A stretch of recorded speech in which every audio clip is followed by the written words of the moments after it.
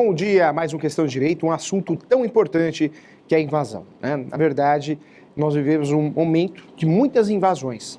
Casas, terrenos, apartamentos, essa é uma realidade. Sua chácara, seu sítio, uma fazenda. Professor, por que tantas invasões acontecendo cada vez mais? Em virtude da situação financeira do país, isso é óbvio, né? Não só em virtude da situação financeira do país, mas cada vez mais nascem novos movimentos, sem terra, sem tetos, e aí sim, né, cada vez ocorrem mais ocupações, e aí você tem que entender como funciona esse trâmite. Nesse programa nós não estamos interessados em defender, né, um lado ou outro, nada disso. Na verdade, o objetivo é ajudar você que está nos assistindo, você que vai compartilhar, vai informar o seu cliente, como evitar essa invasão. Então vamos lá, vamos juntos. Não é para discutir a reforma agrária ou qualquer assunto em pauta nesse sentido, mas sim propriamente a parte jurídica, processual das invasões. Então vamos lá, olha só que interessante. Primeiro caso, professor, como que eu faço para evitar uma invasão? O ideal é você não deixar o seu imóvel vazio, seja casa, seja terreno, seja sobrado, seja chácara, sítio, fazenda. O imóvel tem que ter uma função social. Provando essa função social, ou seja, esse uso, seja para moradia ou para finalidade econômica, você já com certeza está protegendo o seu imóvel. Professor, mas eu não tenho condições, eu tenho 2, 3 casas, não dá para dar função social em todas essas casas. Então você vai ter que alugar. A locação, segundo a Lei 8.245 de 91, alterada pela Lei 12.112 de 2009, era uma forma de inibir a invasão.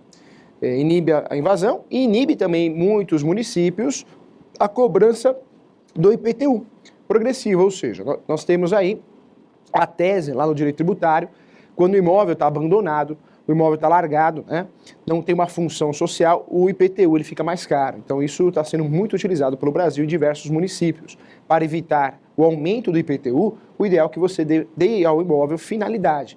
Como que eu dou finalidade? Alugando. A Lei 8.245 de 2000, na verdade, 91, não 2000, né? 91. A Lei 8.245 de 91, ela trata de 3 possibilidades de locação: a locação residencial, não residencial, equipara-se à locação empresarial, também utilizada por analogia do shopping center, e também a locação por temporada. Qualquer uma dessas modalidades de locação evita certamente a invasão do imóvel, e caso ocorra a invasão, dá para o inquilino utilizar os meios de proteção, que são aí, na verdade, os chamados institutos do direito possessório, né, as ações possessórias. O professor inquilino também pode usar? Também pode usar, porque quando eu faço a locação para alguém, eu estou transferindo aí 166 direitos para essa pessoa, para o inquilino, e ele pode usufruir desses direitos. Quais direitos, professor? São vários, né? Entre os mais importantes, os direitos de vizinhança e também os direitos possessórios, de usufruir das ações possessórias, tá bom? Olha só que interessante. Quando falamos aí também dessa situação de invasão, é importante você saber que a locação feita, né, e também pelo Código Civil, ou ainda pelo Estatuto da Terra, também inibe essa invasão. Inibe essa invasão e, se ocorrer, inibe o fundamento, que é o ânimos da posse, a vontade de ser dono. Ou seja, o invasor vai ter dificuldade de fazer a ação de uso capião. Então, também é uma realidade. Professor, mas só a locação vai inibir realmente a invasão? Então, vamos lá, juntos agora, hein? Não é só a locação, não. O empréstimo também, né? Nós temos o comodato. O comodato é um empréstimo gratuito. Quando você tem um terreno, uma casa, um sítio, uma fazenda, e você não quer que ele seja invadido, além de alugar, se você não quiser alugar por algum motivo, você pode emprestar. Empresta para um parente, para um conhecido. Esse empréstimo você não vai cobrar aluguel, mas inibe a invasão também. Também é uma boa saída para evitar essa invasão. Professor, mas tem que fazer por escrito? Sempre, hein? Contrato de locação ou contrato de comodato tem que ser por escrito. É o melhor dos mundos, é o mais correto e com certeza você vai evitar grandes transtornos em caso de invasão. Nós temos um buraco na nossa legislação. Fato é que nós temos um buraco, hein? Professor, é difícil recuperar um imóvel invadido? É difícil. É difícil. E o leigo, né? O leigo, ou quem não é da área, vai falar assim: nossa, eu entreguei um caso ganho para o advogado. Um caso ganho era invadir minha casa, meu sítio, era só entrar com a ação e ganhar. Não é bem assim, né? Invasão trabalha muito com o direito civil, e dentro do direito civil nós temos diversos conceitos. Como assim, professor? Nós temos a posse velha, a posse nova. A posse velha é aquela posse de mais ano e dia. Passou de 12 meses, 1 ano e dia, é a posse velha. Ou seja, o invasor já tem direito de se defender. Ele tem o direito de apresentar contestação, ser citado, cumprir o contraditório. Quanto maior o período de invasão, ou seja, quanto mais você deixa para lá, mais difícil vai ser de recuperar. É uma realidade, hein? Então, quem está nos assistindo aqui, professor, casos de invasões são casos fáceis de ganhar? Não é. São casos complexos, o risco é muito grande de perder essas ações, é uma realidade.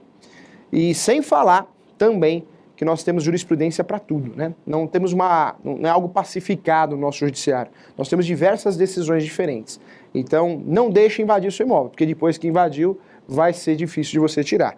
Nós sabemos que tem recurso, né? Numa decisão liminar cabe agravo de instrumento para evitar a desapropriação, a desocupação, cabe a apelação da decisão definitiva, ou seja, não tem casinho nesses casos, tem casinho, processinho, rápido, não tem nada rápido, são ações que demoram aí em torno de 5 anos. Então quem está nos assistindo é importante saber, porque muitas vezes procura o advogado, né, e fala, ação ganha, é fácil, não é nada fácil não.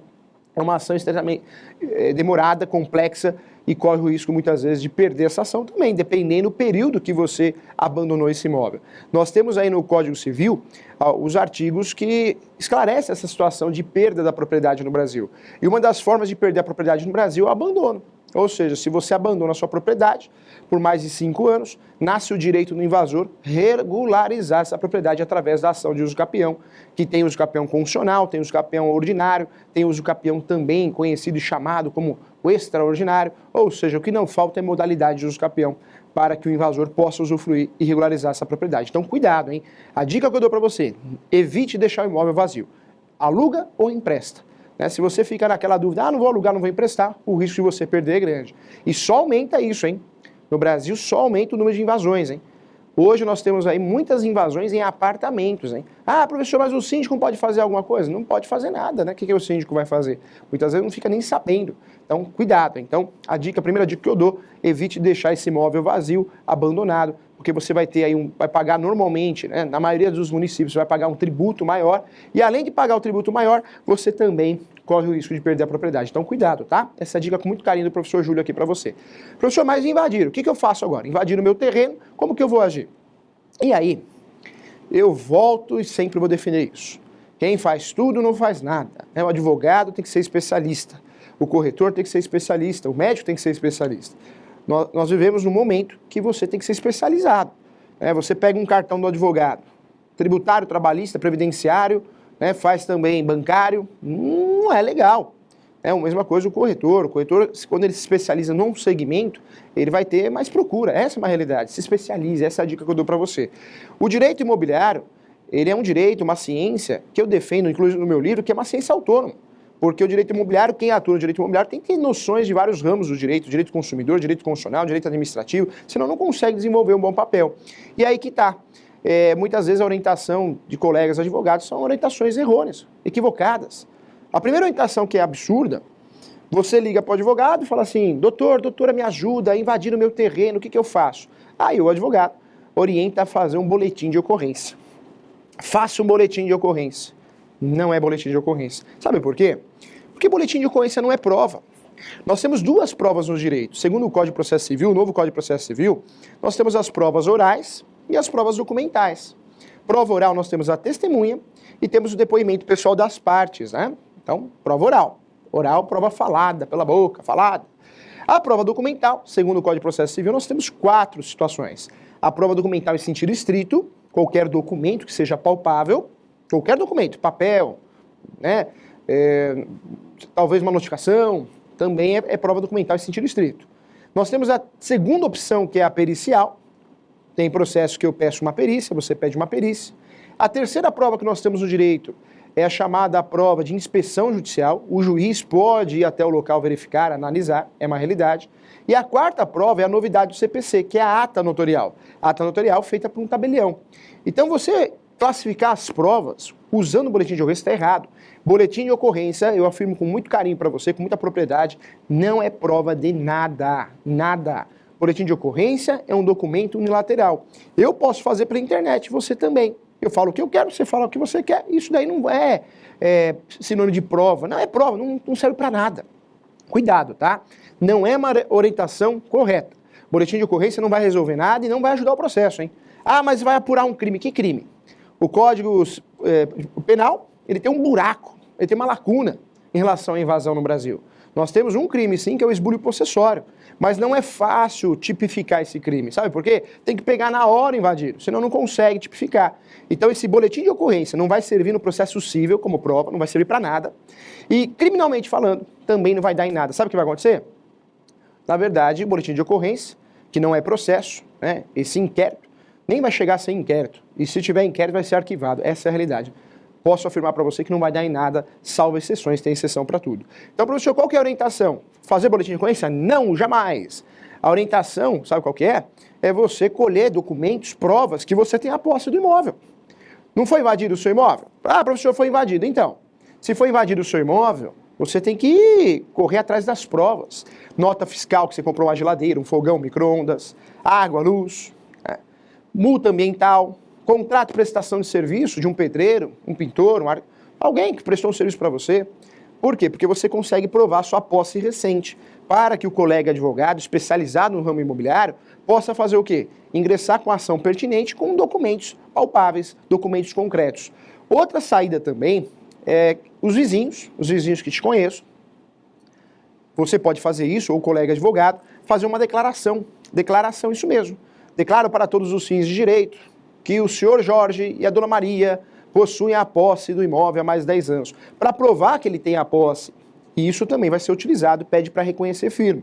Se o seu cliente tem mais condições ainda, né, ou seja, quem tem a propriedade tem condições, aí o melhor ainda é fazer uma ata notarial, feita num tabelião, que o valor não é um valor abaixo, né, não é um valor não é barato, é um serviço de valor considerado, mas isso quando o nosso cliente tem as condições, as devidas condições financeiras, seria melhor fazer essa ata notarial. Isso sim é base de prova.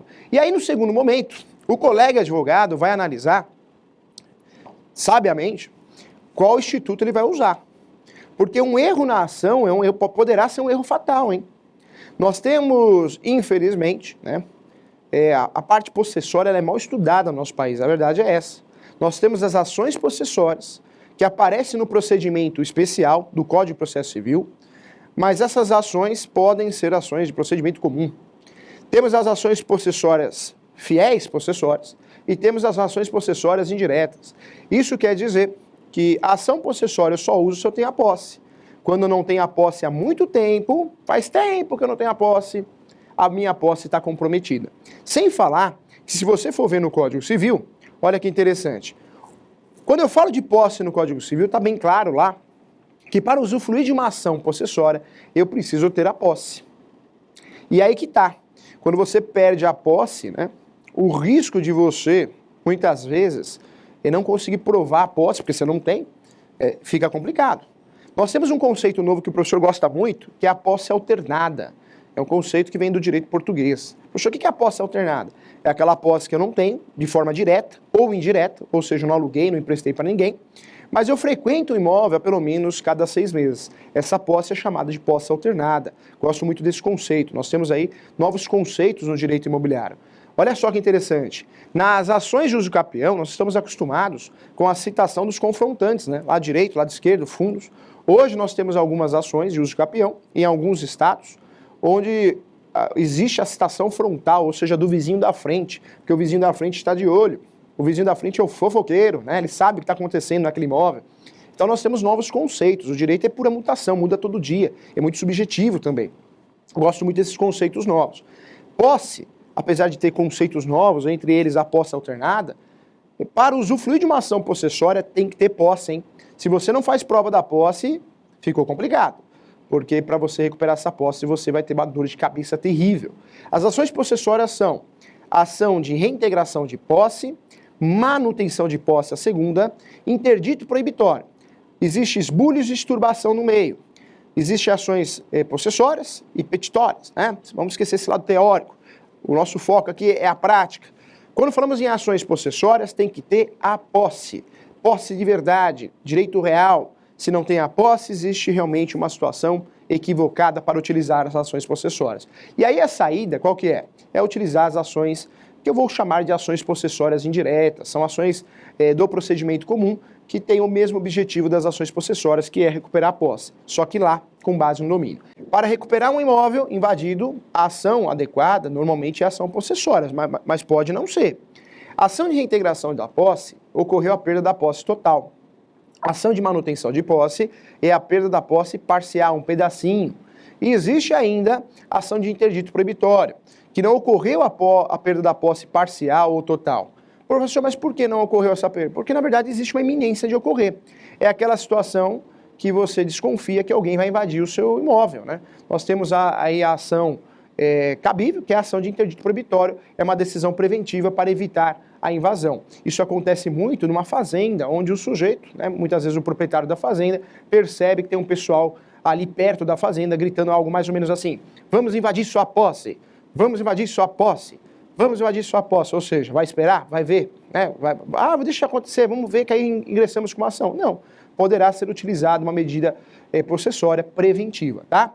Vamos deixar as possessórias diretas, as possessórias de verdade, e vamos falar sobre as ações possessórias que o professor classifica no livro como possessória indireta. O que é possessória indireta, professor? São as ações de procedimento comum que têm o objetivo de recuperar a posse também.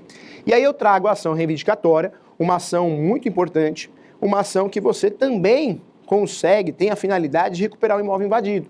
Mas cuidado, essa ação só vou usufruir quando o meu cliente tem o que? O registro, é isso mesmo, quando ele tem o registro, o domínio, a propriedade. Quando ele não tem o registro, o domínio, a propriedade, aí não posso utilizar a reivindicatória, porque o objeto dessa ação, eu preciso fazer prova do registro, ok? Então fique atento em relação a isso. Aí aparece uma outra ação, né?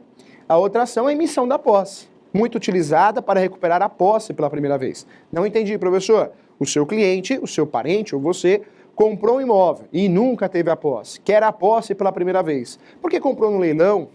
Porque também comprou o imóvel através de um compromisso compra e venda, ou ainda comprou nos adjudicados da Caixa, que virou moda, né? Professor, nunca tive a posse. Quando eu pensei em morar ou alugar, eu percebi que tem alguém lá dentro morando. Esse terceiro invadiu, esse terceiro é o próprio vendedor, tem alguém morando lá e falou que não vai sair. A ação adequada é a ação de emissão da posse. Mas cuidado, hein? Para usufruir da ação de emissão da posse, vamos ser sinceros, tem que fazer o quê, professor? Tem que ter registro também. Lembra você que as possessórias não precisa ter registro, não precisa ter prova de posse.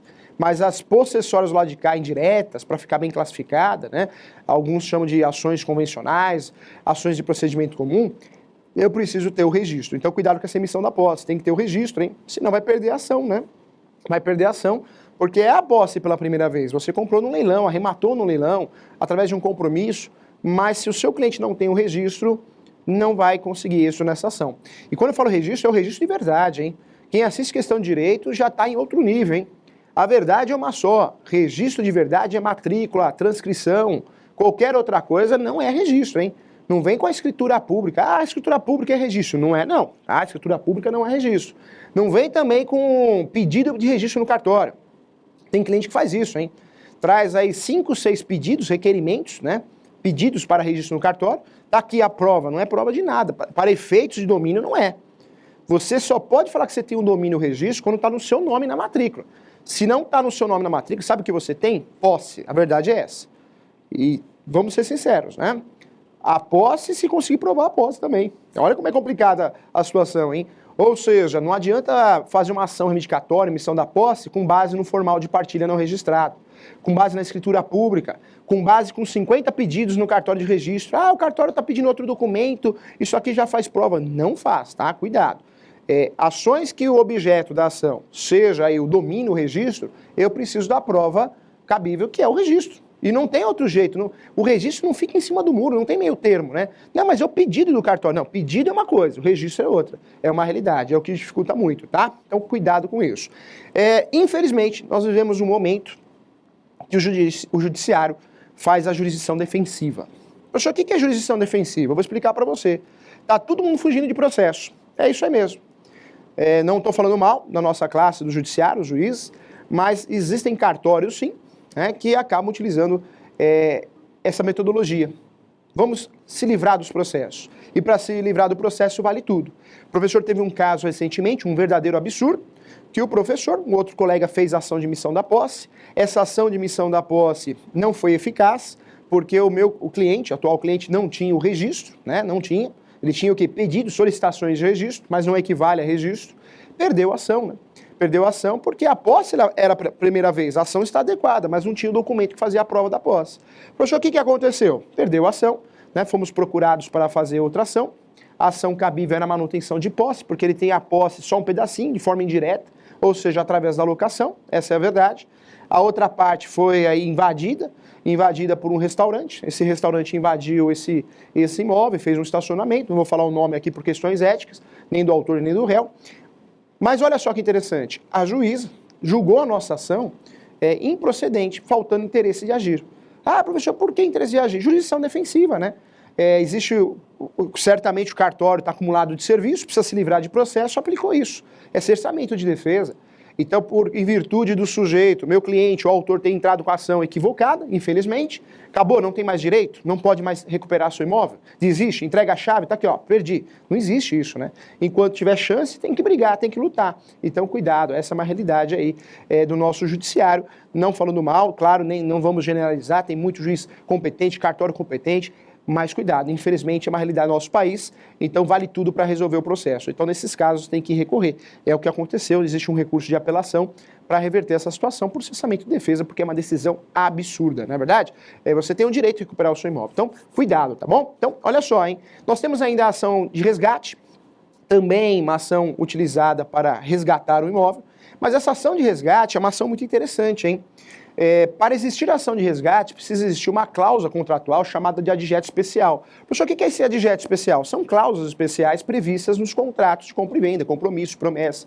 A cláusula de retrovenda, estudada lá no Código Civil, é uma cláusula importante. Quando eu quero vender um imóvel, mas eu exijo do comprador, né, que ele aceite a inclusão de uma cláusula de retrovenda, isso quer dizer que em até 3 anos eu vendi o imóvel para você, mas em até 3 anos, se eu mudar de ideia e querer o imóvel de volta, você é obrigado a vender para mim de volta. Ah, professor, mas eu vou perder dinheiro. Não, eu vou ter que pagar você, eu vendedor, você é o comprador, você comprou, eu vou ter que pagar você o valor que você me pagou corrigido. E se tiver benfeitorias, também vou arcar com essas benfeitorias. Porque o direito, o sentido, o objetivo é evitar litígios, né?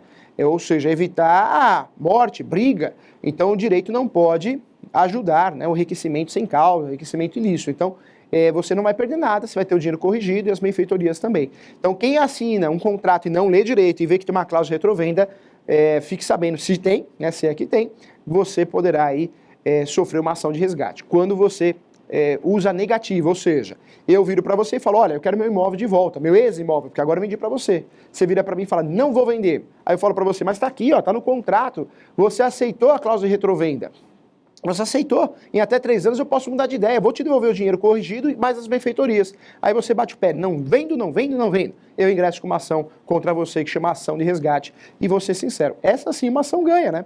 Basta eu depositar em juízo o valor que você me pagou corrigido, mais aí também as benfeitorias alegadas, possíveis benfeitorias ou matéria de defesa, se alega isso, eu complemento o valor, tá bom? Então, ação muito utilizada.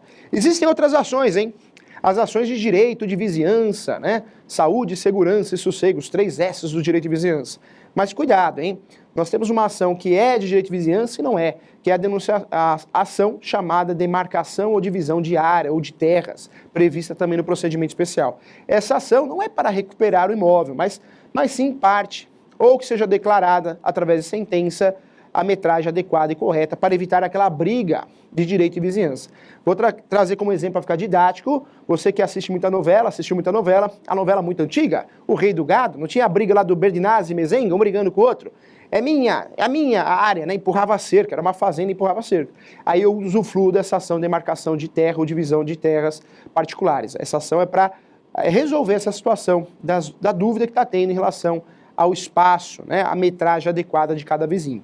Mas eu não posso chamar essa ação, né, de uma ação para recuperar o imóvel, mas sim parte espaço. Então é uma ação muito utilizada também. Olha só, quem assiste Questão de Direito é diferente, hein? Vamos lá, muitas perguntas aqui, hein?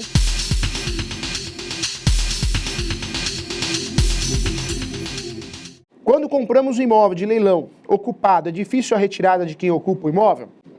Sabe por quê? Porque a ação que você vai utilizar, a correta, é a ação de missão da posse. Essa ação de missão da posse é uma ação que o outro invasor, né, pode ser o invasor ou pode ser quem perdeu o imóvel, normalmente é assim, quem perdeu o imóvel no leilão não quer sair, então normalmente não é um invasor, mas sim um antigo proprietário.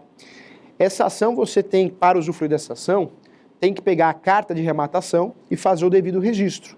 Muito colega, né, colega operador jurídico, ingressa com a ação e não orienta o cliente a fazer o registro. O que acontece, professor? Na verdade, essa ação perde objeto. O núcleo dela, né, a principal prova é o registro. É a ação de emissão da posse, é uma ação de procedimento comum. Eu preciso fazer prova de documentação. Então, cuidado. Você ou seu cliente, faça primeiro o registro da carta de adjudicação. Após o registro, você vai usar a medida cabível. Normalmente, né, tem que ser analisado o caso concreto, mas é a ação de emissão da posse para recuperar a propriedade pela primeira vez, tá bom? Quero desejar a você sucesso, boa semana, até semana que vem. Tchau, fui!